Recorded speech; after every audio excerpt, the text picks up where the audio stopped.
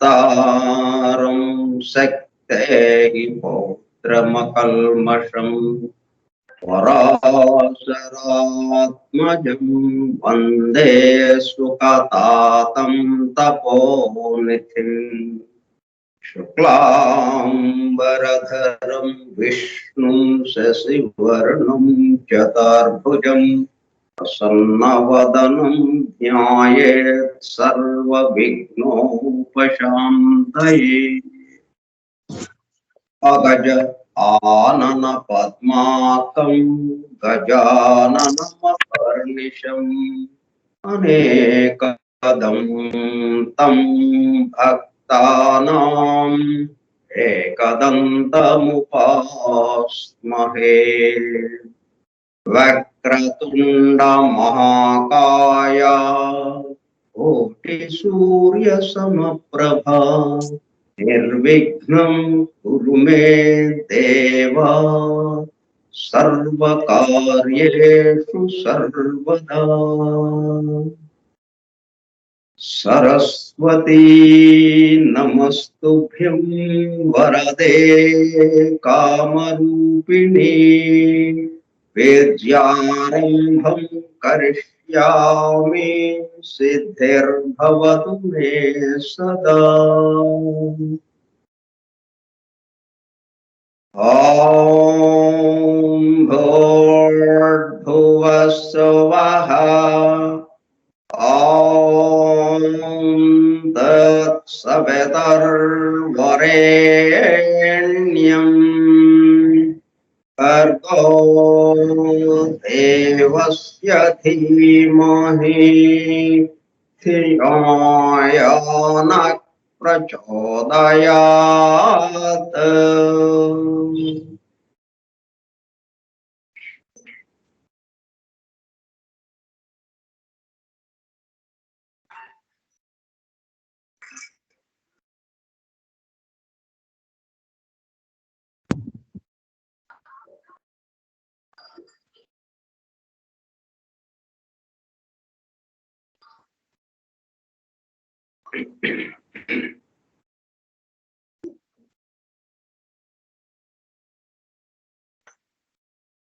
Vasudev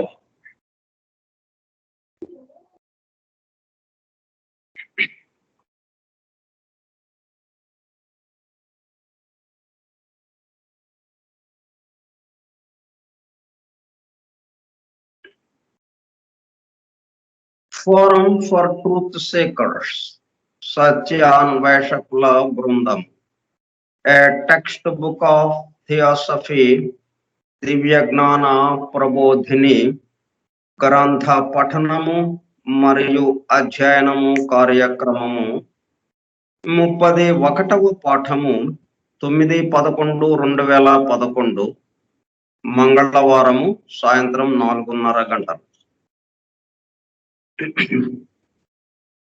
దివ్యజ్ఞాన Prabodhini Skype గ్రూపులో సుదూర ప్రాంతాలలో ఎవరింట్లో వారు హాయిగా విశ్రాంతి తీసుకుంటూ ఏకకాలంలో ఒకేసారి ఏమి చేస్తున్నాము?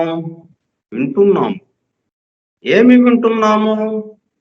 1888 సంవత్సరంలో అనగా దాదాపు 133 సంవత్సరముల క్రితము the synthesis of science, religion and philosophy, శాస్త్రము, మతము మరియు తాత్వికతల సమన్వయ రూపముగా పరమ గురువులు సమస్త మానవాళి ఆధ్యాత్మిక అభివృద్ధి కొరకు మేడం హెలెనా పెట్రోవ్నా బ్లవెట్స్కీ ద్వారా ప్రప్రథమముగా ప్రస్తుత సైంటిఫిక్ యుగములో భౌతికతలో కూరుకుపోతున్న మానవాళిని భౌతికత నుండి ఆధ్యాత్మికత వైపుకు మరల్చడానికి, అలా అని పూర్తిగా ఆధ్యాత్మికత వైపుకు రమ్మని వారి ఉద్దేశ్యము కాదు.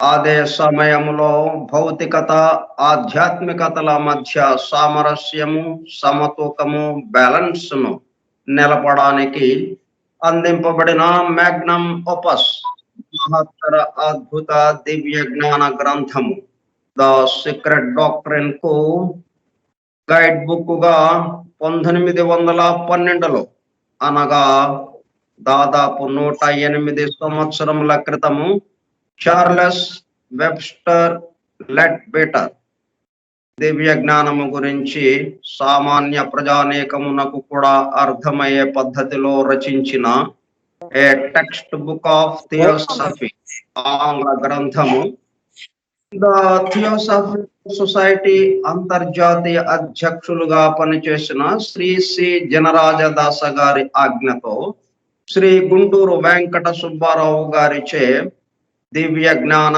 ప్రబోధిని పేరుతో ఆంధ్రీకరింపబడి 1942 సంవత్సరములో అనగా దాదాపు 80 సంవత్సరముల క్రితము అడవిలోని ద థియోసాఫికల్ పబ్లిషింగ్ హౌస్ వారి ద్వారా ముద్రింపబడి తెలుగు భాష మాట్లాడే ప్రజలకు మేధావులతో సహా సామాన్య ప్రజానీకం దివ్య జ్ఞానము గురించి అవగాహన అండర్స్టాండింగ్ చేసుకుని దానిలో తెలిపిన విషయములను తమ నిత్య జీవితంలో ఆచరణలోనికి తెచ్చుకున్నటకు వీలుగా అందుబాటులోనికి వచ్చిన గ్రంథ రాజమును ఫర్ ట్రూత్ సేకర్స్ సత్యాన్వేషకుల బృందము ద్వారా నిర్వహింపబడుతున్న గ్రంథ పఠనము మరియు అధ్యయనము కార్యక్రమంలో పోస్టర్ డోస్ గా పఠిస్తూ అధ్యయనము చేయుచుండగా ఆ కార్యక్రమంలో పాల్గొని ఎలా వింటున్నాము? అత్యంత శ్రద్ధాసక్తులతో చెవి యొగ్గి వినుచున్న అనగా ఒళ్ళంతా చెవులు చేసుకుని వినుచున్న ప్రియ సోదర శ్రోతలందరకు నమస్కారం.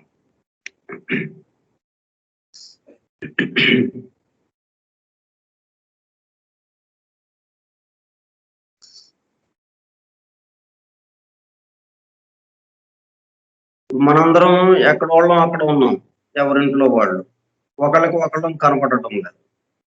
కాబట్టి ఇప్పుడు ఏంటనమాట, అదే ఉపన్యాసం జరుగుతుంటే ఒక హాల్లో అందరం ఒకళ్ళకొకళ్ళం కనిపిస్తూ ఉండేవాళ్ళు.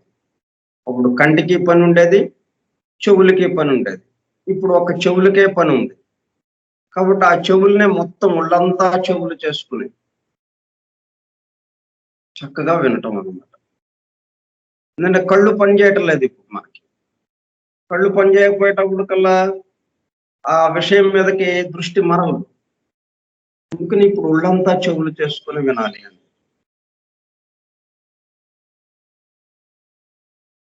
మనం పాఠంలోకి వెళ్ళబోయే ముందు ఒక చిన్న విషయం చెప్పుకుని వెళ్దాం.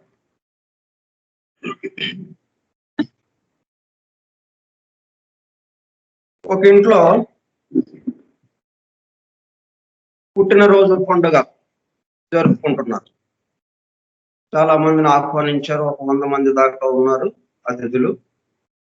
పుట్టినరోజు పండుగను చాలా గొప్పగా చేసుకుంటున్నారు. బ్రహ్మాండమైన పెద్ద కేకును తెప్పించారు. కొన్ని కేజీలు ఉంటుందా బరువు దానికి, ఆ కేకు బరువు. అందరూ చుట్టూ చేరారు, దేని చుట్టూ? కేకు చుట్టూ. పుట్టినరోజు జరుపుకుంటున్న వ్యక్తిని చుట్టూ ఉన్నవారు ఇక కేక్ కట్ చేయి అని ఉత్సాహపరుస్తున్నారు. కేక్ కట్ చేయి, ఈ పదాలు మనం గుర్తుపెట్టుకోండి. కేక్ కట్ చేయి, ఒకటిగా ఉన్న కేకుని ముక్కలు చేయి అన్నారు. ఆ వ్యక్తి ఆనందముతో చాకుతో కేకును కట్ చేశాడు. హ్యాపీ బర్త్డే అంటూ పాడుతూ చప్పట్లు చరుస్తూ అందరూ గంతులు వేస్తున్నారు అతను చుట్టూ చేరి. తర్వాత అవి ముక్కలు ముక్కలు చేసేసి ఒక్కొక్క ముక్క ఒక్కొక్కళ్ళకి పంచారు. జరిగింది. ఎందుకు ఇది చెప్పుకుంటున్నాం మనం? ఇక్కడ చాలా అంతరార్థం ఉంది మనకి.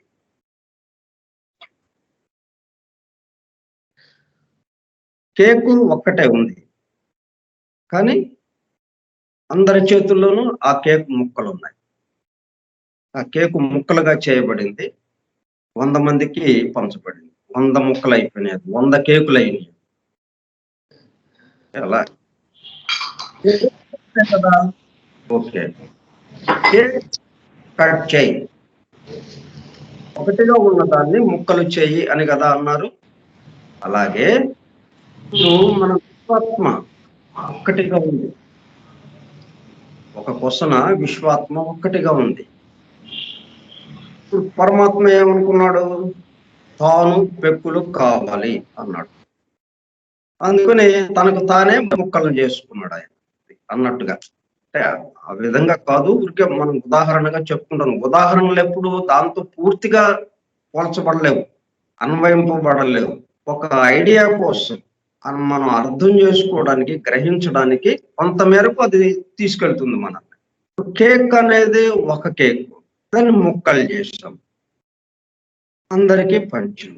అట్లాగే ఇప్పుడు విశ్వాత్మ ఒకవైపు ఉంది, మొత్తం కొన్ని కోట్ల ఆత్మలు ఇట్లాగా అయినాయి. ఎక్కడి నుంచి వచ్చినాయి? ఈ విశ్వాత్మే, ఒకటిగా ఉన్న విశ్వాత్మని ముక్కలు ముక్కలు చేసేటప్పుడు కల్లా ఇన్ని కోటాను కోట్ల ఆత్మలు వచ్చినాయి. కాబట్టి అందరం దేనికి సంబంధించిన వాళ్ళం? అందరి చేతుల్లో ఉన్న కేకు ముక్కలు దేనికి సంబంధించినది? దేనికి సంబంధించినది? ఒక కేకుగా ఏదైతే ఉందో ఆ కేకుకు సంబంధించినవి మొత్తం ముక్కలన్నీ కూడా, అందరి చేతుల్లో ఉన్న కేకు ముక్కలన్నీ ఒక కేకుకి సంబంధించినవి. అట్లాగే మనందరము ముక్కలు ముక్కలుగా ఉన్నట్టుగా ఉంది, అనేక రకాలుగా, అనేకత్వంతో, భిన్నత్వంతో. మొత్తం దేనికి సంబంధించింది? ఒక విశ్వాత్మకు సంబంధించింది. ఇది మనం గుర్తుపెట్టుకుని ఆ పద్ధతిలో మనం అందరము ఒకదానికి సంబంధించిన వాళ్ళం అన్నది మన గ్రహింపు కోసం. ఆ ఎరుకతో మనం మన జీవితాన్ని గడపటం. అవతల వాళ్ళు గడుపుతున్నాడా లేదా అని కాదు, మనం గడుపుతూ వెళ్ళటం. ఇప్పుడు మనం లాగానే అందరూ అనుకోవాలంటే అయ్యే పని కాదు. ఇప్పుడు నేను చెప్పానని నాకు అనిపించింది, నేను చెప్పాను ఇదంతా ఇట్లా ఉంటే బాగుంటుందని, అంత మాత్రాన అందరూ అట్లాగా అయిపోతారని కాదు. ఈ విధంగా ఆలోచిస్తూ ఉంటే నెమ్మది నెమ్మదిగా అది ఆ అనుభూతి మనకి అందుతుంది. కాబట్టి మనం వెళ్తూ ఉండటమే, అవతల వాళ్ళు వెళ్ళారా లేదా అనేది కాదు మనకి. సరే, ఎక్కడున్నాం మనం ఇప్పుడు? భూలోకం వదిలేశాం.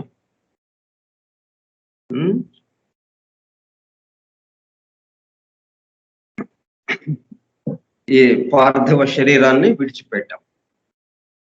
విడిచిపెట్టి కామ శరీరంలో ఉన్నాం, కామలోకంలో కామ శరీరంతో తిరుగుతున్నాం. ఇంకా మరణం ఉందా లేదా? చూడండి ఎంత చక్కగా చెప్తున్నారు. అయితే ఇట్లాగే మనకి పురాణాల్లో, ఉపనిషత్తుల్లో, వేదంలో అన్నిట్లోనూ వర్ణింపబడింది దీని గురించి ఇదే పద్ధతిలో. కొత్తగా ఇప్పుడు మనకు అందింపబడుతున్నది కాదు. కాకపోతే శాస్త్రీయంగా వాళ్ళు నిర్ధారించుకుని తమ దివ్య దృష్టితో ఆ వివరాలన్నీ శాస్త్రీయంగా మనకు అందజేస్తున్నారు ఇప్పుడు సీక్రెట్ డాక్టర్ వచ్చిన దగ్గర నుంచి. అంతకుముందు అప్పుడు ఉన్నాయి మనకి Egyptians book of the dead, అలాగే గరుడ పురాణం, అలాగే కఠోపనిషత్తు, ఇవన్నీ మరణం గురించి, మరణం తర్వాత స్థితుల గురించి అవన్నీ వివరంగా రాసినవి. అట్లాగే మహాభారతంలో సనత్ సుజాతీయం అని ఒక విభాగం, భగవద్గీత లాగానే కృష్ణుడు అర్జునుడికి బోధించిన భగవద్గీత మహాభారతంలో అంతర్భాగం, అది విడిగా ఉన్నది కాదు. అట్లాగే ధృతరాష్ట్రుడికి సనత్ సుజాతుల వారు బోధ చేసినది. అతను మృత్యువు ఉన్నదా లేదా అన్న ప్రశ్నతో మొదలవుతుంది. దానికి సమాధానంగా ఆ మృత్యువు గురించిన పూర్తి వివరాలు ఈయన అందజేశారు. ఇట్లాగా చాలా వరకు అన్నిట్లోనూ ఉన్నాయి మనకి. అయితే ఇప్పుడు ఏంటంటే మనం చాలా శాస్త్రీయంగా వాళ్ళు తమ దివ్య దృష్టితో గమనించి ఉన్నది ఉన్నట్టుగా మనకు అందజేస్తున్నారు. కనుక సామాన్యముగా మనము మరణము అనుకున్నట్టిది ఒకటేదీను లేదు. సనత్ సుజాతుల వారు కూడా అదే చెప్పారు. మరణం ఉన్నదా? మరణించకుండా ఏం చేయాలి అని ధృతరాష్ట్రుడు అడిగాడు. మృత్యు ఉన్నదా లేదా? ఉంటే ఉంటుంది, ఉన్నదనుకున్న వాడికి మృత్యు ఉంటుంది, లేదనుకున్న వాడికి మృత్యువు లేదు అన్నట్టుగా కొంచెం తెలివిగా సమాధానం చెప్పాడు అనమాట ఆయన. సరే, మరణము అనుకున్నట్టుది ఒకటి ఏదియును లేదు. ఒక నిరంతర జీవితంలోని దశా పరంపరలు మాత్రం ఉన్నది. స్థితుల మార్పులు అంతే. ఈ 3 లోకములలో ఒకదాని వెనుక నొక దానిలో గడిపిన కాలము ఒక్కొక్క దశ.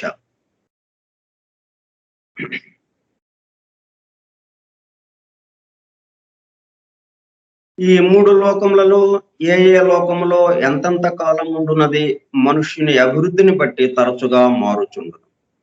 ఆరంభమున మనుషుడు ఒక్కొక్క జన్మానంతరము కొద్ది సంవత్సరములు మాత్రము కామలోకంలో నుండును గాని ఇంచుమించుగా నెల్లప్పుడును పృథ్వీలోకంలోనే ఉండును.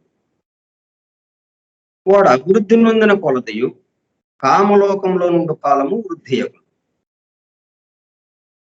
వానిలో తెలివి వికసించి ఆలోచన శక్తి కలిగిన కొలదియు మానసిక లోకంలో కూడా కొంతకాలము గడపనారంభించు.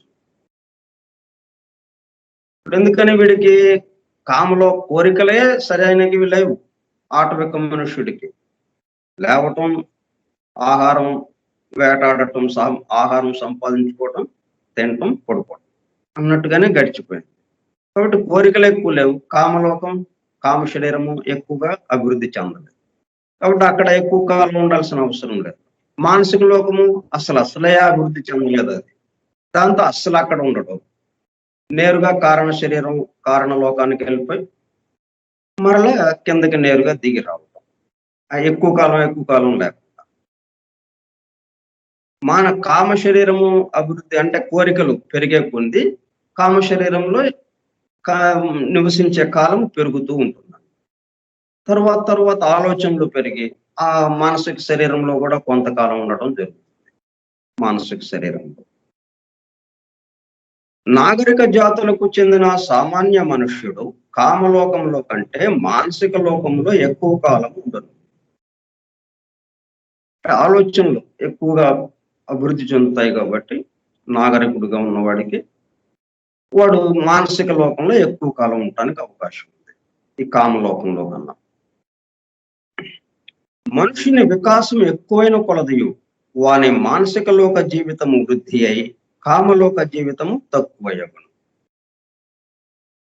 ఉన్న ఏర్పాటును గురించి చెప్తున్నారన్నమాట. ఏ విధంగా ఉంటే ఏ విధంగా జరుగుతుంది. ఇదంతా దేని మీద ఆధారపడి ఉంది? భూలోక జీవితం మీద ఆధారపడి ఉంది. అంతే తప్పితే అక్కడ ఏమీ లేదు. సెలవులు మనం చదువు అంతా ఎప్పుడు ఉంది? కాలేజీ ఉన్నప్పుడు. కాలేజీకి వేసవికి సెలవులు ఇచ్చారు. ఇంకా చదువు ఎక్కడుంది? లేదు కదా. కానీ ఆ చదివిన వికాసాన్ని బట్టి ఈ వేసవి కాలం ఈ సెలవులు గడపడం అనే దాని మీద ఆధారపడి. అట్లాగే ఈ భూలోకం జీవితమే మనకి ఒక విద్యాలయం లాంటిది, ఒక విశ్వవిద్యాలయం లాంటిది, మనకి ఒక ట్రైనింగ్ సెంటర్ లాంటిది. ఇక్కడ శిక్షణ ఇక్కడే, మిగతా అంతా విశ్రాంతి తీసుకోవడం అన్నట్టుగానే ఉంటుంది. మిగతా లోకాల్లో ఎట్లా జీవించాలి, ఎలాగ ఉండాలి, ఎంతకాలం ఉండాలి, ఇదంతా కూడా దేని మీద ఆధారపడి ఉంది? భూలోక జీవితం మీద, మనం గడిపిన విధానం మీద పూర్తిగా ఆధారపడి ఉంటుంది. కామలోక జీవితము అహంభావముతో కూడిన భావములన్నిటి యొక్క ఫలితమై ఉన్నది. మనుష్యుని భావములు కేవలము స్వార్థపూరితములైన ఎడల అవి వానిని కామలోకంలో చాలా అసహ్యకరమైన పద్ధతులలోనికి కొనివచ్చు.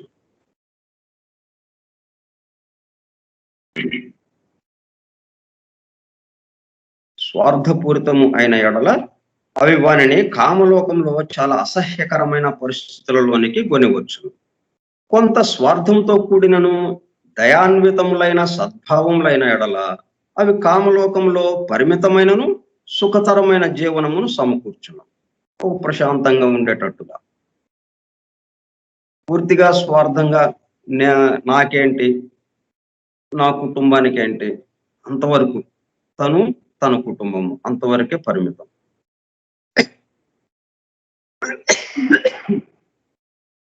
ఏది చూసినా కానీ ఏ విషయమైనా సరే తన వరకు పరిమితం చేసుకుని తనకి మేలు కలుగుతుందా లేదా అని చూసుకుంటాడు. తనకి ప్రయోజనం కలుగుతుందా లేదా. తనకి ప్రయోజనం కలిగితే కదులుతాడు, లేకపోతే లేదు. ఈ పని చేయాలి, నాకేంటి, ఏంటి నాకు ఉపయోగం, నాకేంటి లాభం అన్నట్టుగా ఆలోచన ఉంటే అప్పుడు కామలోకంలో జీవితం చాలా అసహ్యకరంగా ఉంటుంది అంటూ చెప్తున్నారు. అట్లా కాకుండా కొంత దయ, ప్రేమ ఇటువంటి ఇతరుల పట్ల చూపిస్తూ ఇతరులకి సహాయం చేసే గుణం కొంచెం ఉన్నా కానీ కామలోకంలో కొంత ప్రశాంతంగా ఉండటానికి అవకాశం ఉంటుంది. కాబట్టి ఏది ఏమైనప్పటికీ మనం కామలోక జీవితం, మానసిక లోక జీవితం ఈ రెండు ప్రశాంతంగా ఉండాలి అంటే భూలోక జీవితంలో మనం చేసిన పనుల మీద ఆధారపడి ఉంటుంది. మన జీవన విధానం మీద, మన ఆలోచన విధానం మీద ఆధారపడి ఉంటుంది. ఆలోచించుకోండి దీన్ని బట్టి అని మనకి చెప్తున్నారు. పూర్తిగా స్వార్థరహితములైన భావములను, సంకల్పములను వాని మానసిక లోక జీవితమున ఫలించును. ఇంకా వాడి జీవితం అంతా ఎట్లా ఉంటుంది, ఇతరులకి ఏం చేసి పెట్టగలను నేను. వారన్ బఫెట్ ఉన్నాడు, 10% అతని ఆదాయంలో 10% తన వరకు ఉంచుకుని 90% సమాజానికి ఇచ్చేస్తున్నాడు. ఆ ట్రస్ట్కి, సమాజహిత కార్యక్రమాలకి, మానవాళికి పనికొచ్చే కార్యక్రమాల కోసం, బాధలో ఉన్న వారికి ఆదుకోవటం కోసం 90% ఆదాయాన్ని అట్లా ఇచ్చేస్తున్నాడు ధారాళంగా, పూర్తి స్వార్థరహితంగా. మరి అటువంటి వాడి జీవితం ఎలాగుంటుంది, కామలోకంలో జీరో. కంచి నేరుగా మానసిక లోకంలోకి వెళ్ళిపోయి ప్రశాంతంగా ఉంటాడు. కనుక మానసిక లోకంలో వాని జీవితము ఆనందయితరముగా ఉండదు, ఆనందంతోనే ఉంటుంది.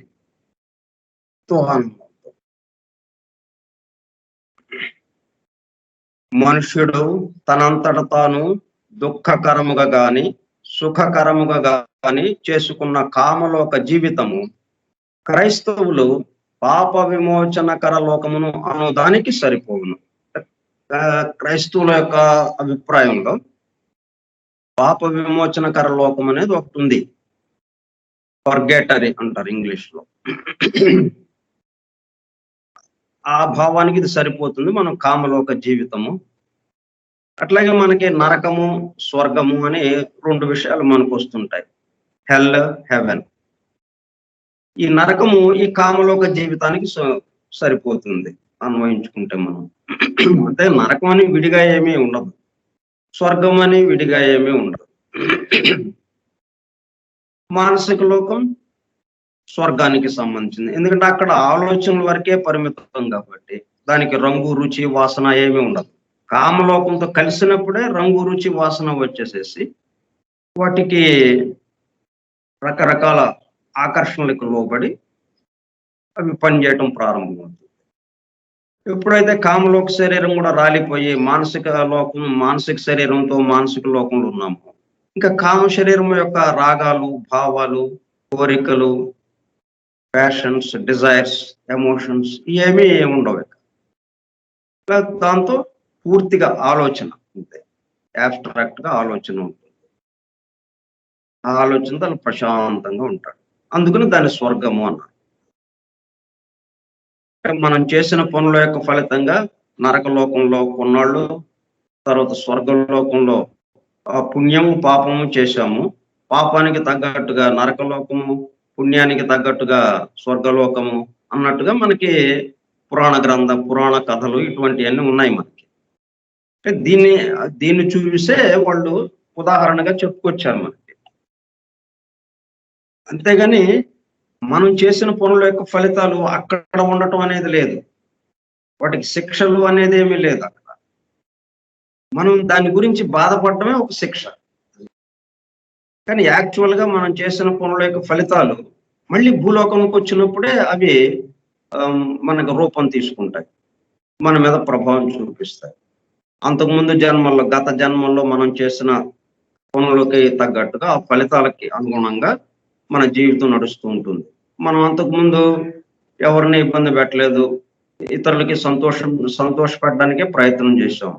ఇప్పుడు మన చుట్టూ మనకి సంతోషం కలిగించే వాళ్ళే మనకి నిలబడతారు. మన కుటుంబంలో గాని, మన కుటుంబ సభ్యులు, భార్య, పిల్లలు, బంధువులు వీళ్ళందరూ కూడా చుట్టూ ఎవరు నిలబడతారు? మనకు ఆనందం కలగజేయటానికి అన్నట్టుగా నిలబడతారు.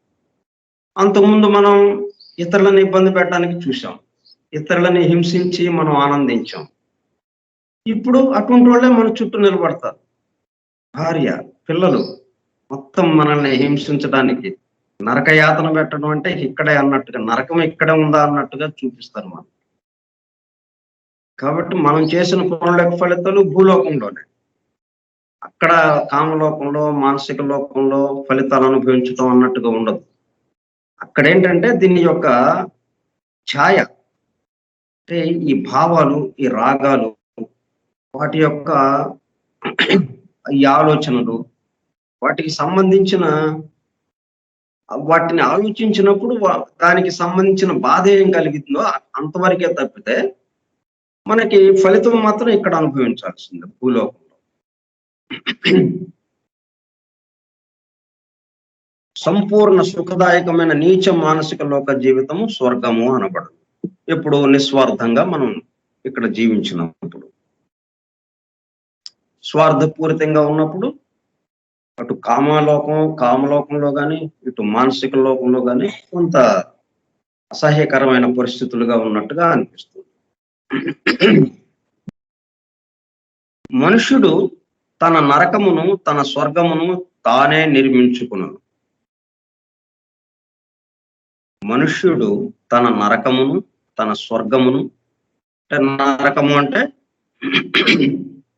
కామలోక జీవితం, స్వర్గము అంటే మానసిక లోక జీవితం తానే నిర్మించుకున్నాం. అంటే మనం భూలోకంలో మనం చేసిన పనుల యొక్క ఫలితాలుగా అక్కడ ఉంటుంది. మనం చేసిన పనుల యొక్క వాటికి తగ్గట్టుగా, మనం చేసిన పనులకు తగ్గట్టుగా అక్కడ జీవితం ఉంటుంది. అవి ప్రజ్ఞావస్థలు కానీ ప్రత్యేక స్థలములు కావు. ఇది ఒకటి మనం స్పష్టంగా గుర్తుపెట్టుకోవాలి. అంటే మనకి మద్రాసు అది ఒక ఊరు ఉంది, ఇక్కడ ఢిల్లీ ఒక ఊరు ఉంది. అట్లాగా ఊళ్ళు ఒక ప్రాంతంగా, ప్రత్యేకమైన స్థలంగా ఒక చోట నరకం ఉందండి. అంతరిక్షంలోకి వెళ్తే ఒక గెలాక్సీ దగ్గర అక్కడెక్కడో ఉంది ఒక నరకం, ఒక ప్రదేశం. తర్వాత ఇంకో చోట ఎక్కడికో వెళ్తే స్వర్గం ఉంది అనేది లేదు. అట్లాగా లేదు. అవి ప్రజ్ఞావస్థలు. అంటే మనం అనుకోవటం, మనం ఆలోచిస్తుంటే ఎక్కడున్నాం మనం? ఇంట్లోనే కూర్చుంటాం. కానీ ఆలోచనలతో ఎక్కడికి అమెరికా వెళ్ళిపోతాం, ఇంకో చోటకి వెళ్తాం, హిమాలయ పర్వతాలకు వెళ్ళిపోతాం, అలాగా ఆలోచిస్తూ. అట్లాగనమాట. ఆ అవస్థలే తప్పితే ప్రజ్ఞావస్థలు మాత్రమే గాని ప్రత్యేక స్థలములు కావు. నరకము అన్నది మత సాంప్రదాయానుసారమైన ఊహగానే నిజముగా లేదు. కానీ బుద్ధి తక్కువగా జీవించిన వాడు మిక్కిలి అసహ్యకరమైనట్టు, చాలా కాలం ఉండునట్టు పాప విమోచనకర స్థితిని కలిగించుకున్నాను. వాళ్ళు చెప్పిందని సరిపోతుంది కానీ అట్లా ప్రత్యేకమైన పరిస్థితులుగా ఉండదు. మనకే మన ఆలోచనలు, మన కోరికలు మనల్ని బాధ పెడుతుంటాయి.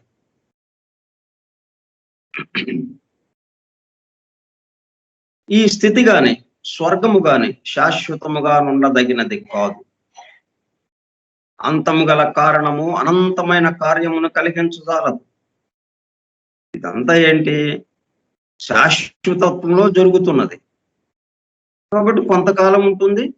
పుట్టినది ఏదైనా కొంతకాలం ఉంటుంది, కొంతకాలానికి అది కనుమరుగు. ఈ రోజు ఉండి రేపు కనుమరుగైపోతుంది. ఇట్లాగా అంతము గల కారణము అనంతమైన కార్యమును కలిగించజాలదు.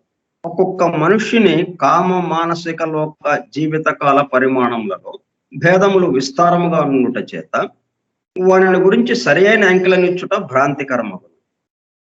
ఎందుకంటే ఈ కామలోకంలో ఇన్నాళ్ళు ఉండాలండి, అట్లాగా లేదు. ఎవరిది వాళ్ళది, ఎవరి అకౌంట్ వాళ్ళదే అన్నట్టుగా. దీని ప్రత్యేకంగా ఈ లోకంలో ఇంతకాలం ఉండాలి, మానసిక లోకంలో ఇంతకాలం ఉండాలి అని అట్లా ప్రత్యేకంగా పెట్టడానికి లేదు. ఒకటికి 1 గంట అయితే, ఒకటికి 100 సంవత్సరాలు అవ్వచ్చు. ఒకటికి 1000 సంవత్సరాలు అవ్వచ్చు. వాడి పరిస్థితిని బట్టి, వాడి యొక్క వికాసాన్ని బట్టి, వాడు భూలోకంలో అనుభవించినటువంటి జీవితాన్ని బట్టి, స్వార్థపూరితంగా జీవించాడా? ఇతరులని హింసిస్తూ జీవించాడా? రాక్షసుల్లాగా జీవించాడా? ఒక దేవతలాగా జీవించాడా? దీని మీద ఆధారపడి ఉంటుంది. కాబట్టి అంకెలు ఇవ్వటం ఒక ఉదాహరణగా కొంచెం కొంచెం తెలియడం కోసం చెప్పడమే గాని, అది ఖచ్చితము అని అనటానికి లేదనమాట. ఉదాహరణకి చిన్న దుకాణదారు లేక దుకాణంలో సహాయం చేయువాడు మొదలైన చిన్న సంసారాల తరగతికి చెందిన సామాన్య మనుషుని సరాసరి కామలోక జీవితము 40 ఏండ్లును, కామలోకంలో 40 ఏండ్లు ఉండటానికి ఆస్కారం ఉంది. అట్లాగని 40 ఏండ్లు ఖచ్చితమని మనం చెప్పడానికి లేదు. కొంత అటు ఇటుగా కూడా ఉంటుందన్నమాట. 40 ఏండ్లు ఉండొచ్చు, 41 ఉండొచ్చు, 40, 50 ఉండొచ్చు అట్లాగా.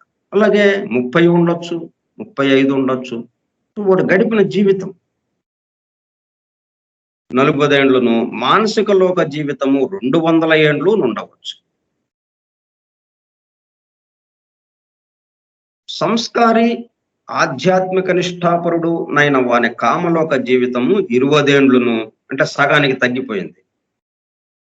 ఇట్లాగా ఆధ్యాత్మిక విషయాలుగా దైవపరంగా ఆలోచిస్తూ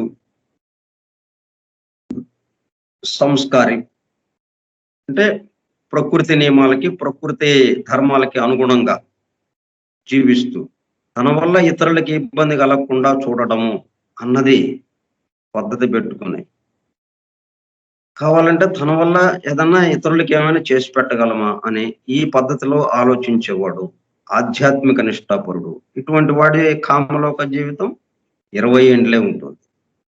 ప్లస్ మామూలు సామాన్య సంసారి జీవికిను వాడికి 40 ఏండ్లు రమారమి ఉంటే, వీడికి 20 ఏండ్లలోనే కామలోక జీవితం పూర్తయిపోయి, కామ శరీరము రాలిపోయి మానసిక లోకంలోకి వెళ్ళిపోతాడు మానసిక శరీరంతో.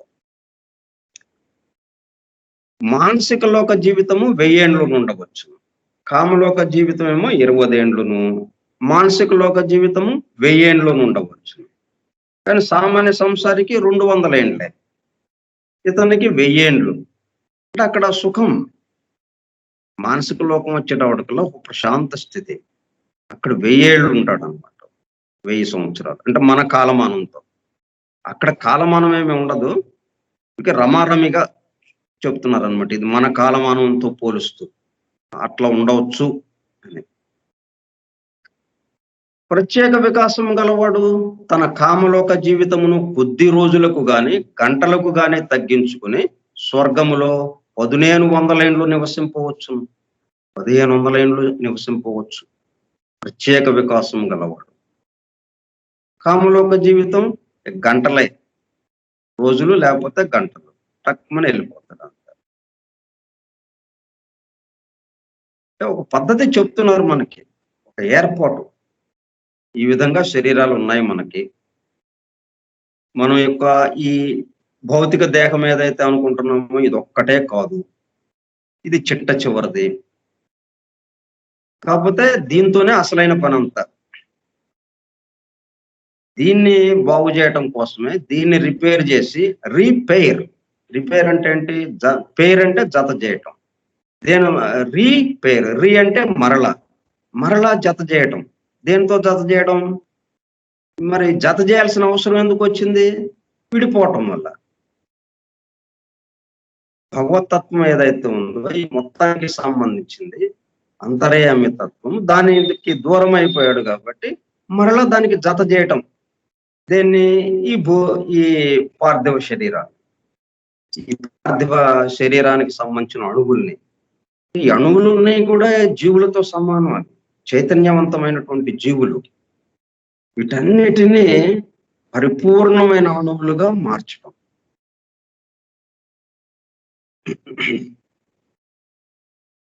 ఇప్పుడు ఏంటన్నమాట, మనం ఆ ప్రత్యేక వికాసం గలవాడు. తన కామలోక జీవితమును కొద్ది రోజులకు గాని గంటలకు గాని తగ్గించుకుని స్వర్గంలో 1500 ఏండ్లు నివసింపవచ్చు. ఈ లోకములలోని జీవిత కాలములలో భేదములుండుటయే గాక ఆ లోక పరిస్థితులలో కూడా భేదములుండును. మనకి ఎక్కడైతే అలాగా మనందరము భౌతిక దేహంతో భూలోకంలో తిరుగుతున్నాం. స్థూల జగత్తులో స్థూల దేహంతో తిరుగుతున్నాం. కానీ అందరికి ఒకే రకంగా ఉందా? ఒకడికి ఇది స్వర్గధామంగా ఉంది. బ్రహ్మాండమైన ఆనందాన్ని అనుభవించడానికి వీలుగా ఉంది. ఇదే లోకం, ఇదే స్థూల దేహంతో చక్కగా ఆనందం పడుతూ తిరుగుతున్నాడు ఈ భౌతిక లోకంలో. ఇంకొకడు ఎంతో బాధతో క్షణం క్షణం కృంగి కృషించిపోతూ ఎందుకు ఇలాగా జీవిస్తున్నా, నేను చనిపోతే బాగుండు అన్నంత ఘోరమైన పరిస్థితుల్లో ఉన్నాడు ఒకడు. ఇక్కడే అలాగే కామలోకానికి వెళ్తే అక్కడ అందరికి ఒకే రకంగా ఉంటుందని అనటానికి లేదు. అన్ని రకాల పరిస్థితులు అక్కడ ఉంటాయి. మానసిక లోకంలో అన్ని రకాల పరిస్థితులు అక్కడ ఉంటాయి. ఆ లోక పరిస్థితులలో కూడా భేదములుండవు. ఈ శరీరములను నిర్మించిన ద్రవ్యము సజీవమైనది గాని నిర్జీవము కాదన్న సంగతిని ఇక్కడ యోచించవలసి ఉన్నది. ఏదైనా కానీ నిర్జీవము అన్నది లేదు. మొత్తం ఉన్నదంతా సజీవమే. అంటే భగవతత్వంతో నిండి ఉన్నది.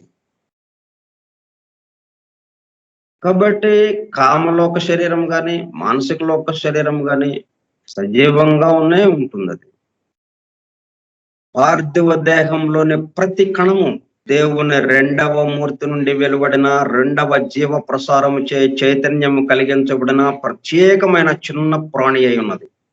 ఇప్పుడు ఇది మనం బాగా గుర్తుపెట్టుకోవాలి. ఈ పార్థివ దేహం అంతా కోటాను కోట్ల అణువులతో కూడి ఉన్నది. అంత ఒక్క ఐటమ్ గాని కాదు, కోటాను కోట్ల అణువులు. ఆ అణువులన్నీ కూడా చిన్న ప్రాణులుగా ఉన్నాయన్నమాట. ఈ చిన్న ప్రాణి ఎక్కడి నుంచి వచ్చింది? దేవుని రెండవ మూర్తి నుంచి వెలువడిన రెండవ జీవ ప్రసారం చైతన్యం కలిగించబడిన ప్రత్యేకమైన చిన్న ప్రాణి అయి ఉన్నది. ఈ కణములు అనేక విధములైన వ్యాపారములా చేయున్నది. మనుష్యుడు తన పార్థివ దేహము చేయవలసిన పనిని తెలుసుకుని యా దేహంలో నిరామయముగా జీవింపదలచిన ఎడల నీ సంగతులన్నిటినీ యోచింపవలయ. కాబట్టి మనం పార్థివ దేహంతో మనకున్న సంబంధం ఏంటి?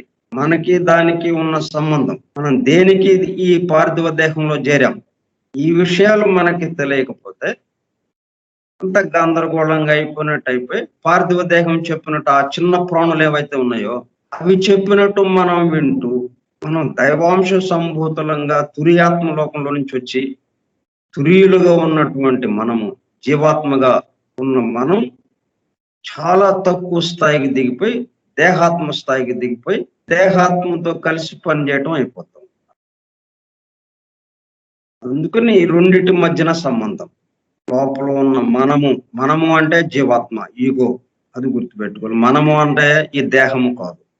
ఇది ప్రధానంగా మనకి ఈ దివ్య జ్ఞానము అనే విషయము విన్న వాళ్ళు ఎవరైనా కానీ మొట్టమొదటగా ఈ డిఫరెన్షియేషన్, ఈ క్లాసిఫికేషన్ ఇది మనకి తెలిసి ఉండాలన్నమాట. పార్థివ దేహము, దానిలోకి దిగిన పార్థివ దేహాన్ని మనం కట్టుకోలేదు, దాంట్లోకి దిగిన జీవాత్మ. ఆ జీవాత్మని మనము అని మనం ఈ పనింతా చేసేది ఎవరు? ఈ జీవాత్మ. ఇది ఒక రథం లాంటిది అయితే రథాన్ని నడిపేవాడు జీవాత్మ.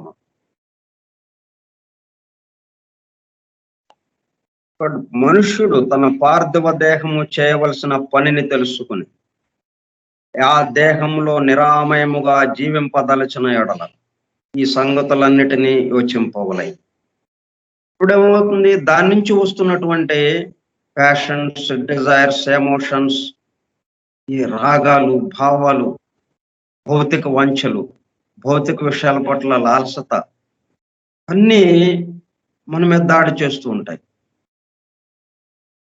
ఈ కామ శరీరం ఉండేటప్పటికల్లా దాని ద్వారా అది బయటకు వ్యక్తం అవుతూ ఉంటుంది. ఇది స్థూల దేహంలో ఉన్న ఈ ప్రాణుల యొక్క ఆలోచన, ఈ ప్రాణుల యొక్క కోరికలు వాటి ద్వారా అయిపోయి అవి మన కోరికలుగా మనకి భ్రమ కలిగించేటట్టుగా చేస్తాయి. ఇది ఉంటే బాగుంటుంది. మనకి లేదు అంతకుముందు ఆ కోరిక. మన జీవాత్మగా కోరికలు లేవు మనకి. జీవాత్మగా ఆలోచనలు లేవు. శాంత స్థితిలో ఉండేవాళ్ళము. అటువంటిది ఎప్పుడైతే ఈ దేహంలోకి చేరామో స్థూల దేహంలోకి, ఈ స్థూల దేహం యొక్క మనస్సుగా మనస్సు ఏదైతే ఉందో మానసిక శరీరము, దానికి యొక్క ఆలోచన, కామ శరీరం నుంచి వచ్చిన కోరికలు, ఈ 2 కలిసి అవి మన మీద ప్రభావం చూపించేటప్పటికల్లా అవి మనయే అనుకుని, మనమే ఈ స్థూల దేహంగా అనుకుని ఇంకిట్లాగే ఇక్కడే ఉండటానికి ప్రయత్నిస్తుంది. దాన్ని బాగు చేయాల్సింది పోయి, దాని ప్రభావంలో మనం పడిపోయి మనం దిగుతా ఉన్నట్టుగా అయిపోయిందన్నమాట. కాబట్టి ఈ రెండిటి యొక్క మధ్యన ఉన్న సామరస్యం ఏంటి? దాన్ని మనం తెలుసుకోవాలి. దేనికి దీంట్లో వచ్చాం మనం? మన కర్తవ్యం ఏంటి? మన కర్తవ్యాన్ని మర్చిపోయాం. అంటే మన అంటే జీవాత్మ, యుగో యొక్క కర్తవ్యం ఏంటి? ఈ స్థూల దేహాణువులు ఏవైతే ఉన్నాయో కోటాను కోట్ల అణువులు, ఈ అణువుల్ని పరిపూర్ణ అణువులుగా మార్చటం. నిన్న రెండో జీవ ప్రసారం యొక్క పని అయిపోయింది అక్కడ. ఇక మిగతాది పని మనం చేయాలి వచ్చి. మనకు అప్పజెప్పబడింది ఆ పని. అది చేయటానికి ఇక్కడ మనం ఉన్నాం. ఈ డిఫరెన్షియేషన్ కనుక మనకి తెలిస్తే అప్పుడు ఈ ఆలోచనలు మనవి కావు. దీని నుంచి ప్రేరణగా వస్తున్నాయి. కాబట్టి దీన్ని ఇట్లాగా కాదు. ఇది మనకి అభివృద్ధికి చెందటానికి ఉపయోగపడవు ఇవని. మళ్ళీ వాటికి నెమ్మదిగా బుజ్జగించి, నెమ్మదిగా వాళ్ళకి నచ్చజెప్పినట్టుగా ఇచ్చేసి, నెమ్మదిగా ఈ టేపుకి మరల్చటం. అది ఎట్లాగనేదే మనకి ఇప్పుడు ఈ దివ్య జ్ఞానం, జీవిత ఉద్దేశము అవన్నీ కూడా తర్వాత అధ్యాయాల్లో వస్తాయి. మనం ఎలాగా చేస్తే ఇవన్నీ ఈ విధంగా మార్పు అవుతుంది. స్వార్థపూరితము, ద్వేషము, కోపము, అసూయ ఇటువంటి లక్షణాలన్నీ కూడా ప్రేమతత్వంలోకి మారిపోవటం, ఎలా మారిపోవటం ఇవన్నీ మనకి తర్వాత అధ్యాయాల్లో వస్తుంది.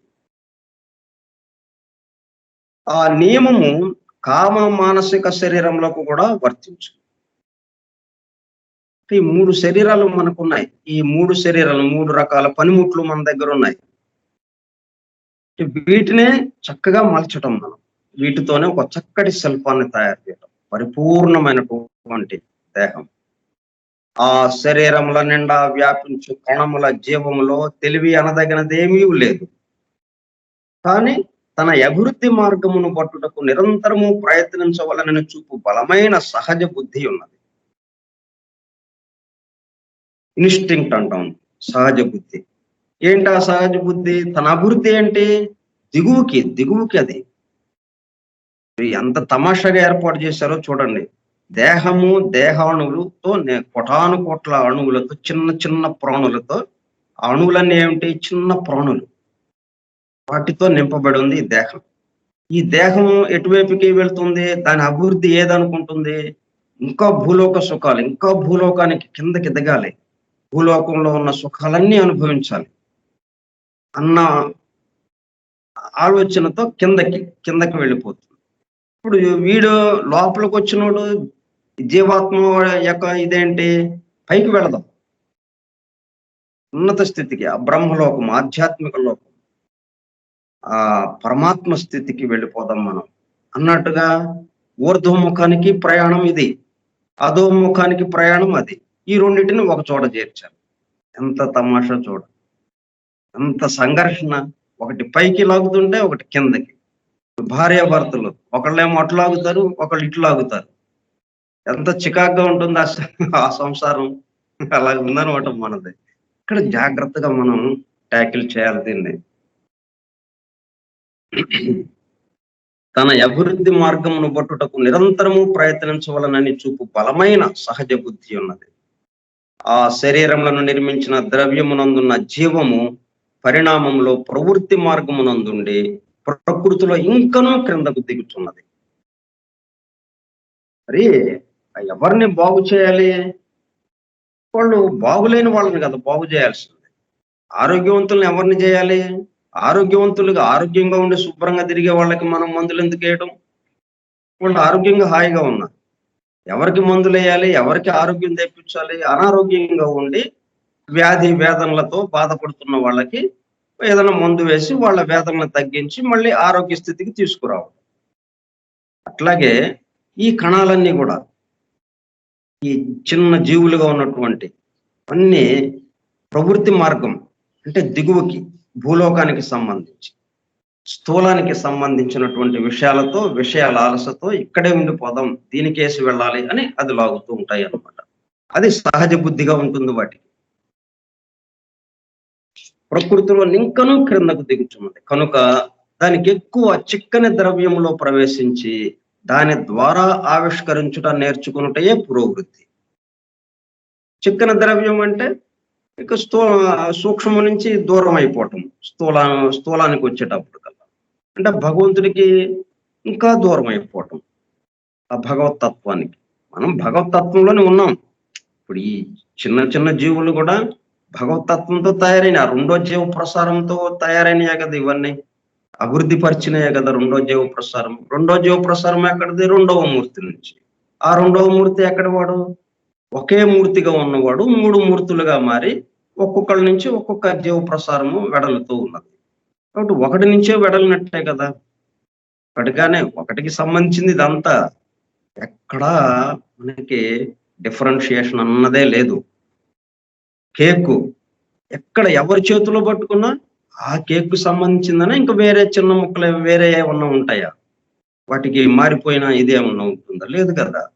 మొత్తం కేకులో ఉన్న పదార్థం ఏదైతే ఉందో అదే పదార్థము ఈ ముక్కల్లో కూడా ఉంది అందరి దగ్గర. కేకు తప్ప ఇంకేమన్నా ఎక్కడైనా ఉందా? అందరి చేతుల్లో ఉన్న ఈ ముక్కల్లో కేకు తప్ప ఇంకొక పదార్థం ఎక్కడన్నా ఎవరి దగ్గరన్నా ఉందా? లేదు. అట్లాగే ఒకటి 3 మూర్తులుగా మారి ఈ 3 జీవ ప్రసారాలుగా ఈ మొత్తం సృష్టిని ఇంత దాకా తెచ్చింది. ఈ సృష్టి మొత్తంలో ఏముంది? ఆయనే ఉంది. తననే ఈ విధంగా తానే పెక్కులయ్యాడు. అనేక రూపాలు ధరించాడు. తానే నా రూపం ధరించాడు, మీ రూపం ధరించాడు, అందరి రూపాలు ధరించాడు ఆయన. అయితే ఆ విషయాన్ని మర్చిపోయాం మనం. ఎందుకని? చిక్కని ద్రవ్యంలో ప్రవేశిస్తున్నాం. వేగము తగ్గింది. చిక్కని ద్రవ్యం అనేటప్పటికల్లా వేగం తగ్గింది. వేగం పెరిగే కొంది ఆ యొక్క అనుభూతి మనకి అందుతూ ఉంటుంది. ఎందుకంటే సూక్ష్మ పదార్థం అయిపోతుంది. ఈ చిక్కదనం వల్ల పలుచుగా అయిపోతుంది. ఎంత పలుచని ద్రవ్యంగా ఉంటే అంతగా వేగం పెరుగుతుంది. ఎంత వేగం పెరిగితే అంతగా ఆ భగవంతుని యొక్క అనుభూతి మనం అందుకోవటానికి వీలవుతుంది. మరి ఇక్కడ దానికి వ్యతిరేకంగా ఇక్కడ ఏం జరుగుతుంది? చిక్కని ద్రవ్యంలో ప్రవేశించాలని ఇది చూస్తూ ఉంది దేహాణువులు. దాని ద్వారా ఆవిష్కరించుట నేర్చుకున్నటయే పురోవృద్ధి దానికి. మనుషుని వికాసము తనకి కేవలము విరుద్ధము. మనుషుడు అంటే లోపల ఉన్న జీవాత్మ. వాడేంటి? వాడు కిందకి దిగటానికి రాలేదు. వాడు అక్కడ దాకా వచ్చి దేనికి? వాడికి ఒక పని అప్పజెప్పబడింది. బాబు కిందకి వెళ్ళిపోయి వాళ్ళు అక్కడ నానా తంటాలు పడతారు, వాళ్ళని అక్కడి నుంచి మరల్చి నువ్వు పైకి తీసుకురా అని వాడిని పంపించారు. ఆ జీవాత్మను పంపించారు. కాబట్టి ఇద్దరిది విరుద్ధం అన్నమాట. ఒకళ్ళది ఒకళ్ళే. అతడు ఇది వరకే ప్రకృతిలో మునిగి ఉండి ఇప్పుడు తన ఉత్పత్తి స్థానం నాకు అభిముఖుడై ఆ ప్రకృతిలో నుండి బయటపడుచున్నాడు. కనుక లోపలనున్న మనుష్యుడును వాని శరీరముల ద్రవ్యములో నివసించు జీవమును భిన్న ప్రయోజనములు కలిగి ఉన్నారు. వాడు ఊర్ధ్వముఖుడు, అదే అధోముఖమును అయి ఉన్నారు. ఇద్దరు ప్రయాణాలు వేరువేరుగా ఉన్నాయన్నమాట. వాళ్ళిద్దరిని తెచ్చి ఒక చోట కూర్చోబెట్టారు. మరి డాక్టరు, రోగి మరి ఇద్దరు ఒక చోట ఉంటారు. పోలీసు, దొంగ ఒక చోట ఉంటారు. మరి ఎవరినైతే సంస్కరించాలో ఆ సంస్కరించేవాడు అక్కడే ఉండాలి. మరి సంస్కరించేవాడేమో కిందకి వెళ్ళడు, వాడు ఊర్ధ్వానికి వెళ్ళేవాడు. వాడు ఈ సంస్కరింపబడాల్సిన వాడు కిందకి వెళ్ళేవాడు. వాడిని పట్టుకొని పైకి లాక్కెళ్ళాలి ఇది. కాబట్టి రోగి బాధతో అనుభవిస్తున్నాడు, ఇంకా కిందకి దిగువకి వెళ్ళిపోతున్నాడు. డాక్టరు వాడు ఉన్నతంగా ఉన్నవాడు వాడు తన ప్రయత్నంతో వీడిని తీసుకొచ్చి ఆరోగ్యవంతులుగా చేశాడు. ఆరోగ్యవంతుడు అంటే పరిపూర్ణుడుగా చేయటం. ఆరోగ్యం అంటే ఈజ్, అనారోగ్యం అంటే ఈజ్ అనే స్థితి లేకపోవడం, సమత్వ స్థితి లేకపోవడం అనారోగ్యం. సమస్థితి ఈజ్ ఉండడం ఆరోగ్యం. అందుకనే డిసీజ్ అన్నారు. వ్యాధిని ఏమన్నారు? అనారోగ్యాన్ని డిసీజ్ అన్నారు. అది 2 మాటలు. ఈజ్, అసలు ఉన్నదేంటి? ఈజ్ అనేది ఎప్పుడు ఉండేది, దానికి ఏమైంది? చేరింది. ఎందుకని? ఇది చిక్కదనంలోకి ప్రవేశించాలనేది వచ్చింది కాబట్టి. చిక్కదనంలోకి ప్రవేశించాలని ఎందుకు వచ్చింది? ఇది కూడా ఈ ప్రణాళికలో ఒక భాగం. మరి చిక్కదనంలోకి ప్రవేశించకపోతే ఈ డిఫరెన్షియేషన్ రాదు. డిఫరెన్షియేషన్ రాకపోతే ఇంకా ఏకత్వానికి విలువ ఉండదు. ఇక తను ఎప్పుడు ఉన్నాడు ఆయన ఒక్కడుగానే. అట్లా కాకుండా ఏమనుకున్నాడు ఆయన? తాను పెక్కులు కావాలి, చాలా మంది అయిపోయి అనేకత్వం ఉంటే అప్పుడు ఈ అనేకత్వంలో ఒక్కడనే చూడటం అనేది ఇక్కడ అలవాటు చేసుకోవాలి. అది ఆయన యొక్క కోరిక, ఆయన ఇచ్చ. అది ఆ కోరిక నెరవేర్చడం కోసమే ఇప్పుడు ఈ కార్యక్రమం అంతా. మనం మళ్ళీ ఎక్కడో బ్రహ్మలోకం వెళ్ళిపోయి అక్కడ ఉండటం కాదు, బ్రహ్మలోకంలో ఏకత్వ స్థితిలో ఉండటం కాదు, ఈ భూలోకంలో ఈ స్థూల దేహంలో కిందకి లాగుతున్నటువంటి చిక్కని ద్రవ్యంలో ప్రవేశించి దాని ద్వారా ఆవిష్కరించుట అనేది ఏదైతే ఉందో దాన్ని పట్టుకొని ఇక్కడే మనం ఏకత్వాన్ని దర్శించడం. ఎంత మరి అనేకత్వం అసలు ఎక్కడన్నా ఉందా? దీంట్లో ఉన్నట్టుగా మనకు అనిపిస్తుంది తప్పితే మొత్తం ఎవరితో నిండి ఉంది? ఒకే ఒక పదార్థంతో నిండి ఉంది. కేకు ఒకే పదార్థం. ఆ కేక్ దేంతో తయారు చేశారో ఒక కేకును మనం తెచ్చాం, అనేక ముక్కలు చేసాం, కానీ పదార్థం ఏమన్నా మారిందా? ఏం మారలేదు. భగవంతుడు ఉన్నాడు, ఆయన అనేకులుగా మారాడు. ఏమన్నా మారతాయా? మరి ఆ ముక్కలు మారతాయా? మారవు అనేది మనం తెలుసుకో. మారినట్టుగా మనకు అనిపిస్తుంది, ఆ మారలేదు అనేది భావం రావటమే మనకి ఆ పరిపూర్ణత్వం. దానికి ఇదంతా. సో ఒకళ్ళేమో భిన్న ప్రయోజనములు కలిగి ఉన్నారు. ఒకడు ఊర్ధ్వముఖుడు, ఒకటి అధోముఖుడు. అంత తమాషా చూడండి. సరే, ఇంకా మిగతా విషయాలు మనం రేపు చెప్పుకుందాం. ఇవాళ ఒక చిన్న విషయం ఒకటేంటంటే, మనం ఈ అధ్యయనం చేస్తున్నటువంటి దివ్య జ్ఞానము, ఈ శరీరాలు, మనం భూలోకంలో ఎట్లాగా జీవిస్తే మిగతా కామ శరీరము, కామలోకంలో, మానసిక లోకంలో ఎట్లాగా జీవించగలం, సుఖంగా ఉంటామా, ఆనందంగా ఉంటామా, లేకపోతే దుఃఖంగా ఉంటామా, ఇవన్నీ కూడా ఎట్లాగా ఉన్నాయి, ఏంటి అసలు ఇవి ఉన్నాయా లేవా, ఇదంతా కూడా ప్రాణిక్ హీలింగ్ అనే ప్రక్రియ ఒకటి ఉంది. ఆ ప్రాణిక్ హీలింగ్ చేసేవాళ్ళు దీన్ని ఎంతో మాస్టర్ చోవా పోక్సోయ్ ఎంతో పరిశోధన చేసి ఇవన్నీ కూడా నిజమనే నిర్ధారణకి తీసుకొచ్చి వాటిని ఎట్లాగా మనం పరిపూర్ణంగా చేయటం అనే దానికి ఆ ప్రాణిక్ హీలింగ్ అనేది పనిచేస్తూ ఉన్నది. అది ముఖ్యంగా ఏంటి, మనకి 7 సెంటర్స్ ఉన్నాయి కదా, 6 సెంటర్స్, సహస్రారం, 6 చక్రాలు, షట్ చక్రములు, సహస్రారం. మనకి ప్రాణశక్తి ఎక్కడి నుంచి వస్తుంది? దేహం ఉంది, దేహం కదలాలంటే ప్రాణం కావాలి. ఆ ప్రాణశక్తి ఎక్కడి నుంచి వస్తుంది? సూర్యుడి నుంచి. అది ఎట్లాగా వస్తా ఉంది, మనలోకి ఎలా చేరుతుంది? ఈథరిక్ డబ్బుల ద్వారా. సోలార్ ప్లెక్సస్, మన భౌతిక ఈ స్థూల దేహంలో ఏదైతే ఉందో 6 చక్రాల్లో ఆ సోలార్ ప్లెక్సస్ దగ్గరికి చేరి అక్కడి నుంచి మిగతా చక్రాలకి పంపిణీ. కాబట్టి ఇక్కడ 2 కీలకమైన పాయింట్లు ఉన్నాయి. ఒకటి, ఈథరిక్ డబ్బుల్లోకి రావటం. ఈథరిక్ డబ్బుల్లో నుంచి స్థూల దేహంలోకి సోలార్ ప్లెక్సస్ ద్వారా రావటం. అక్కడి నుంచి మన స్థూల దేహంలోని మిగతా 6 సెంటర్స్‌కి అవి పంపిణీ చేయబడి 6 సెంటర్స్ నుంచి మిగతా అన్నిటికి మిగతా కార్యక్రమాలన్నీ వాటి ద్వారా పని చేయించడం. అంటే నరాల ద్వారా అది వ్యాప్తి చెంది మొత్తం మన దేహంలో ఉన్న నరాల ద్వారా అది దేహం మొత్తానికి అందించేటట్టుగా ఏర్పాటు చేయబడి ఉంది. మనం ఎట్లాగైతే రక్తము మన శరీర అవయవాలకి ఎలాగైతే శక్తిని చేకూరుస్తుందో అట్లాగే ఇది కూడా అన్నమాట. నరాల ద్వారా ఇది జరుగుతుంది. అయితే ఈ రక్తం యొక్క పంపిణీలో, ప్రసారంలో ఏదైనా ఒడిదుడుకులు ఉన్నప్పుడు అది రక్తనాళిక ఏదైనా మందమైన రక్తం ఏదైనా గడ్డగట్టిన ఒక చోట మనకి దానికి సంబంధించిన బాధలు ఎలాగైతే వస్తున్నాయో అట్లాగే ఈ నరాల్లో ఈ ప్రాణశక్తి ప్రసారంలో ఏదైనా ఒడిదుడుకులు, అలాగే సోలార్ ప్లెక్సస్ కి చేరటంలో ఏదన్నా ఒడిదుడుకులు, ఈ సోలార్ ప్లెక్సస్ నుంచి సెంటర్స్ కి వెళ్ళేటప్పుడు పంపిణీ చేసేటప్పుడు ఒక్కొక్క సెంటర్ దగ్గర ఏదన్నా సరిగ్గా లోపలికి జ్వరపడక ఏదన్నా అడ్డంకులు ఉన్నాయా, వీటి వల్ల మనకి అనారోగ్యాలు రావటం.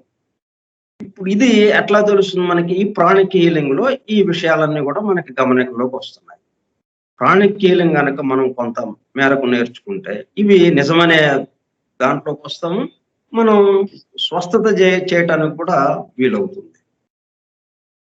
వ్యక్తిని స్వస్థపరచడానికి కూడా ఒక్క రోగం తగ్గించడమే కాకుండా ఏదో ఒక వ్యాధితో వచ్చాడు, ఏదో ఒక వేదనతో వచ్చాడు, ఆ వేదన తగ్గించడమే కాకుండా అతన్ని ఎడ్యుకేట్ చేసి, మోటివేట్ చేసి అతను ఒక నిస్వార్థపరుడైన మానవుడిగా, ఒక పరిపూర్ణ మానవుడిగా తయారు చేయడానికి కూడా అది ఉపయోగపడుతుంది.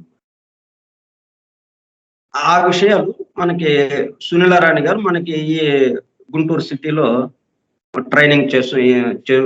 ట్రైనింగ్ ఇస్తున్నారు. చాలా మంది, కొన్ని వందల మంది ఆమె దగ్గర ట్రైనింగ్ పొంది ఆ ప్రాణిక్ హీలింగ్ తో చాలా మందికి స్వస్థత చేకూరుస్తున్నారు. ఆమె 2 విషయాలు కొన్ని మాట్లాడతానని అన్నారు. ఆమెను మాట్లాడవలసిందిగా నేను అభ్యర్థిస్తున్నాను. సునీలారాణి గారు. అందరికీ నా హృదయపూర్వక నమస్కారం అండి. సో ఆల్రెడీ రాఘవరావు గారు దీని గురించి చాలా చెప్పారు. ఇంకొక విషయం ఏంటంటే ఇప్పుడు మనము బాడీస్ గురించి తెలుసుకుంటున్నాం. సో ఇక్కడ బాడీస్ గురించి మనకి అంటే చదవటం ద్వారా ఇప్పుడు రాఘవరావు గారు కూడా దీని బాడీస్ గురించి చాలా అంటే మన దైనందిన జీవితంలో ఉన్నటువంటి ఎగ్జాంపుల్స్ తీసుకొని ఆ బాడీస్ ఎలా ఉంటాయి ఏంటి అనేది చాలా అద్భుతంగా మనకి ప్రజెంట్ చేశారు. కానీ అది మనకి కొంతవరకే ఒక అవగాహన ఇస్తుంది. అదే ప్రాణిక్ హీలింగ్ లో అయితే అదే బాడీస్ ని మనం టచ్ చేయొచ్చండి. మన స్పర్శ ద్వారా వాటిని గుర్తించవచ్చు. ఎథరిక్ బాడీ ఎట్లా ఉంటది, యాస్ట్రల్ బాడీ ఎట్లా ఉంటది, మెంటల్ బాడీ ఎలా ఉంటది అనేది మనం ఆ స్పర్శ ద్వారా తెలుసుకోవచ్చు. ఇంకొకటి ఇప్పుడు మనం ఎథరిక్ బాడీలో ఎనర్జీ ఉంటది. అట్లాగే మన ఎమోషన్స్ మన మీద, భావోద్వేగాలు మన మీద ఎలాంటి ప్రభావాన్ని చూపిస్తాయి. ఇప్పుడు ప్రేమ ఉందనుకోండి, ప్రేమ ఉన్నప్పుడు మన యాస్ట్రల్ బాడీ ఎలా ఉంటది. అలాగే మన కోపం ఉందనుకోండి, కోపం ఉన్నప్పుడు మన యాస్ట్రల్ బాడీ ఎలా ఉంటది. అదే విధంగా మన ఆలోచనలు మన మీద ఎంత ప్రభావాన్ని చూపిస్తాయి. వీటన్నిటిని కూడా ఏంటంటే ప్రత్యక్షంగా మనం అనుభూతి చెందొచ్చండి. దీన్ని గ్రాండ్ మాస్టర్ చోవాకోక్సీ గారు ఎలా తీసుకొచ్చారంటే సైంటిఫిక్ అప్రోచ్ ద్వారా ఎక్స్పెరిమెంట్ ఓరియంటేషన్ తోటి తీసుకొచ్చారండి. ఇక్కడ ప్రతి ఒక్కటి మీరు ఎక్స్పెరిమెంట్ చేసి ఎక్స్పీరియన్స్ అవ్వచ్చండి.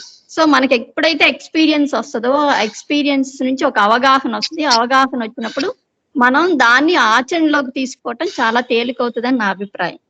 సో ఇక్కడ ఏంటి అంటే ఇప్పుడు ఈ గ్రూప్ నేను ఒకసారి అదే రాఘవరావు గారికి ఫోన్ చేసి ఈ గ్రూప్ లో వాళ్ళు ఎవరైనా నేర్చుకుంటారేమో కనుక్కోండి అంటే ఆయన అన్నారు మీరే ఒకసారి మాట్లాడండి అని అన్నారు. సో ఇక్కడ అంటే మేమిద్దరం కూడా మా ఎక్స్పీరియన్సెస్ షేర్ చేసుకోవటం కూడా జరిగింది అక్కడ.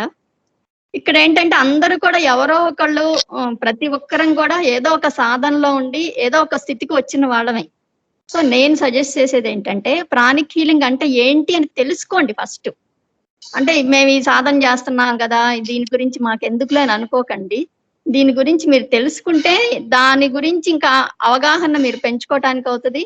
ఇంకొకటి ప్రతిదీ కూడా మనం ఎక్స్పీరియన్స్ అవుతాం కాబట్టి ఎక్స్పీరియన్స్ నుంచి యాటిట్యూడ్ మార్చుకోవటం అనేది చాలా తేలికవుతుంది. అంతేకాకుండా అంటే నిజంగా మన చేతుల్లో చాలా అద్భుతమైన శక్తిని ప్రొడ్యూస్ చేయొచ్చండి. దీని ద్వారా we can serve humanity a lot. మనం మన ఇంట్లోనే ఉండి మనం చాలా సర్వీస్ చేయొచ్చు.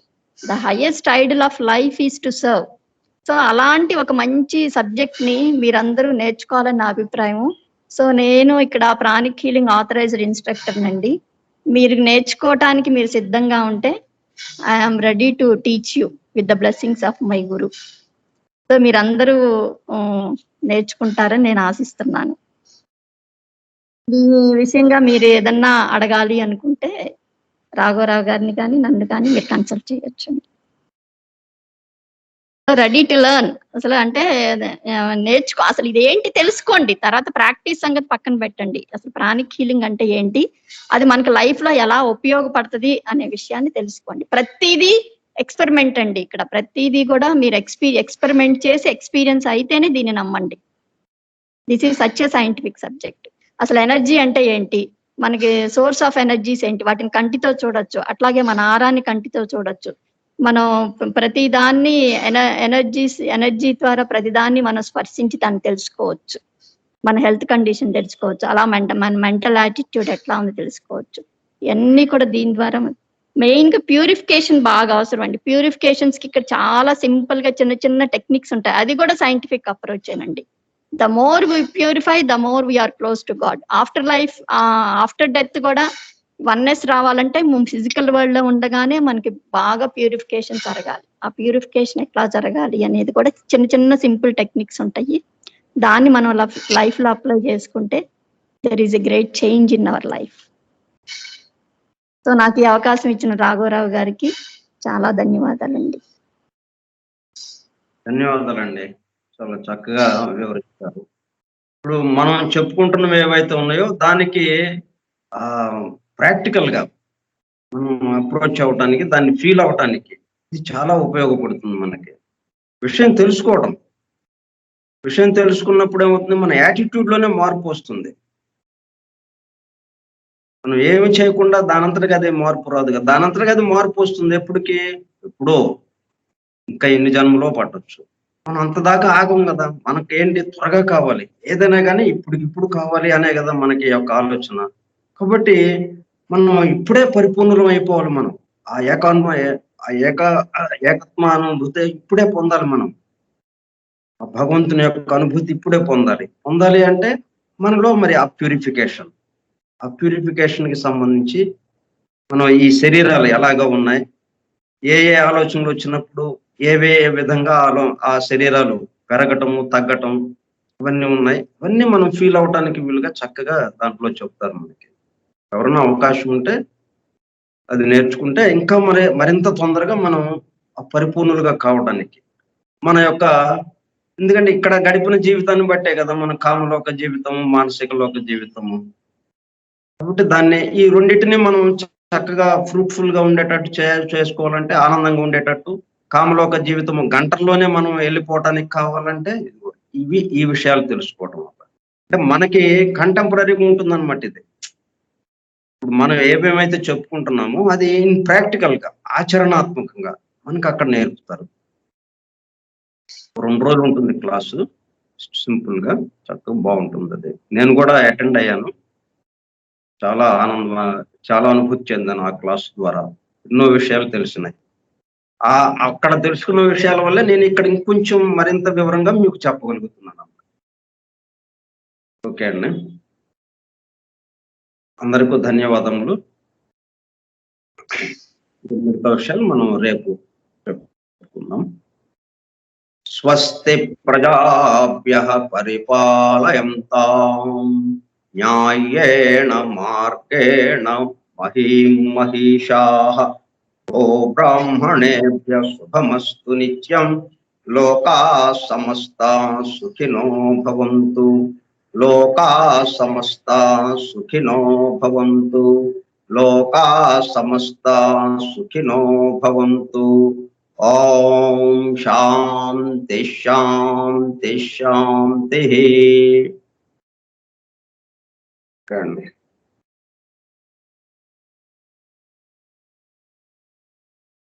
Thank you sir. వెల్కమ్.